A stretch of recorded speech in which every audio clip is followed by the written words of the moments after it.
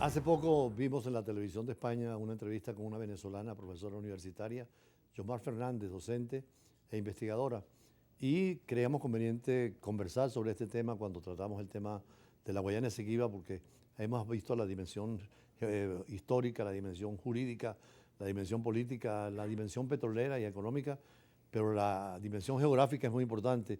La geografía que juega en todo esto, Yomar, tú que eres profesora de esta materia.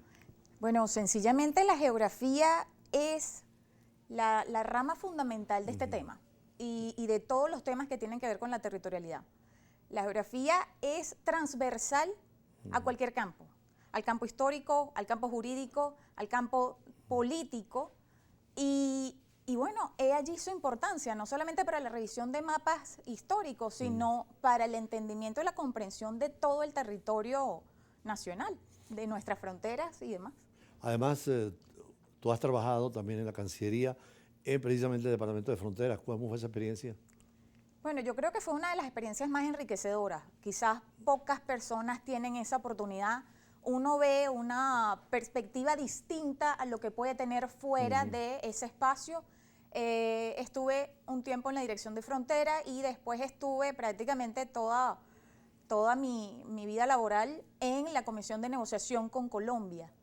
En donde pues estuve al frente de cuencas hidrográficas transfronterizas, ríos internacionales, manejábamos el tema también de Golfo. Había un equipo que se había especializado, pues digamos que era esa generación de relevo que todavía existía, pues que vimos clase y que seguimos el camino de los libros de los grandes estudiosos y expertos del área aquí en Venezuela.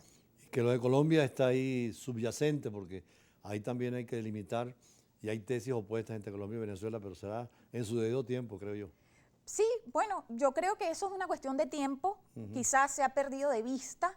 Tenemos que recordar que Venezuela y Colombia tienen una delimitación marítima pendiente al noroeste del Golfo y que ha sonado en los últimos días precisamente por ese acercamiento que se ha venido dando entre Venezuela, entre el gobierno de Venezuela y Colombia, en donde se aspira pues promover el acercamiento comercial, pero también el acercamiento a través de la exportación de petróleo y gas, ¿no? Es una larga frontera, creo que 2.000 kilómetros entre Colombia y Venezuela. Hay colaboración y cooperación, pero también ahorita hay confrontación con el caso de Guyana, que es una frontera muy caliente para nosotros. Bueno, la frontera con Guyana se ha vuelto el foco de atención no solamente a nivel nacional, sino internacional.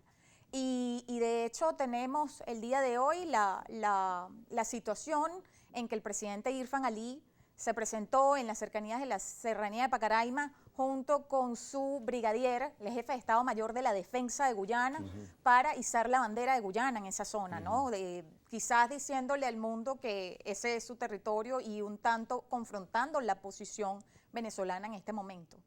Ahora hay la geografía, que es no tan conocida como la de la frontera con Colombia, que es viva, activa, comercial. Es una frontera que ha sido muy abandonada, sobre todo en el desarrollo de esa región para Venezuela, ¿no?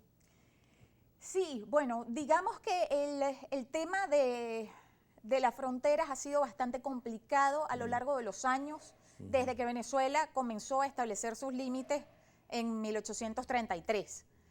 Y bueno, quizás ha sido falta de presencia del Estado en esa zona, también un poco en el caso con Guyana, pues respetando lo que se había establecido en el marco del Acuerdo de Ginebra de 1966. Era que nadie tomase acciones en el territorio de reclamación y Guyana, sin embargo, ha dado concesiones aparentemente en esa zona. Quizás lo más preocupante ha sido que Guyana, de un tiempo para acá, ha insistido en la entrega de concesiones, sobre todo a empresas transnacionales. Y eso ha sido pues un punto bastante conflictivo entre ambas partes que ha trascendido inclusive en la escala internacional. De hecho, en el Tamacuro, en la proyección de la frontera, pudiera haber posibilidad de que hayan dado concesiones y menos por el Acuerdo de Ginebra poder dar concesiones a la ExxonMobil, por ejemplo, que ha financiado grandes cosas para la defensa de Guyana. Claro, es que una de las cosas quizás más graves es que la disposición de los bloques petroleros por parte de Guyana están ocupando también o están amenazando los derechos soberanos de Venezuela en su fachada atlántica en lo que corresponde al delta del Orinoco. Claro. Y eso es sumamente grave y debe pues atender el interés del gobierno venezolano pues para afrontar esa situación en este momento. Ahora ese mapa que era tan casi redondo de la Venezuela, con un gran territorio hacia Colombia, hacia Brasil y hacia Guyana, hemos visto que el territorio se ha cortado. Y en el caso de Guyana son 150.000 kilómetros que afortunadamente podemos defender. Claro, recordemos que Venezuela se conformó propiamente como Capitanía General de Venezuela en 1777 y nos referimos pues a todo ese espacio que hemos conocido en estos mapas que se han publicado a través del Instituto Geográfico de Venezuela Simón Bolívar de 1996, donde vemos pues todo ese espacio o esa área geográfica venezolana tan amplia. La situación es que tenemos también que entender que Venezuela ha pasado por un proceso de negociación y un proceso también arbitral que de alguna manera ha hecho que se reduzcan esos espacios. En el caso de Guyana, quizás la tensión principal es precisamente revisar o sincerar la situación que se presenta con respecto al territorio Esequibo, que son 159.500 kilómetros cuadrados. Claro. Estamos hablando de estimaciones, pero pues eso es lo que se ha venido planteando desde el punto de vista oficial. Y lo que señalabas, que desde la Capitanía General de Venezuela en 1777, ese territorio de la Guayana Esequiba estaba en los mapas de Venezuela, que eran del Reino de España, pero después fueron nuestros por el principio de Luteposidad y Yuri, ¿no? Claro, también habría que revisar, por supuesto, todos los mapas históricos. Sabemos que hay una gran cantidad no solamente de ediciones, sino de publicaciones, no solamente españolas, sino también de otro origen o otro tipo Inclusive de origen británica, europeo. sí. Sí, por supuesto. Entonces, quizás habría que hacer esa revisión exhaustiva de cada uno de estos mapas y además de quiénes hicieron estos mapas, porque detrás de los dibujantes, de los cosmógrafos, de los geógrafos, de los cartógrafos, pues habían también unos intereses.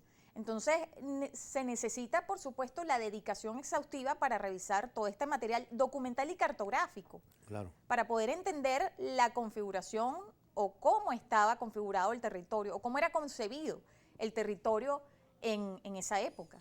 Sí, precisamente en el arbitraje no estuvo presente Venezuela y después todos los gobiernos han sido defensores de la Guayana Esequiba, pero por supuesto hay que examinar todos esos mapas y cartografías y ustedes son los especialistas. Vamos a un corte y seguimos hablando de ese tema, que es interesante porque es la dimensión geográfica del tema del Esequibo.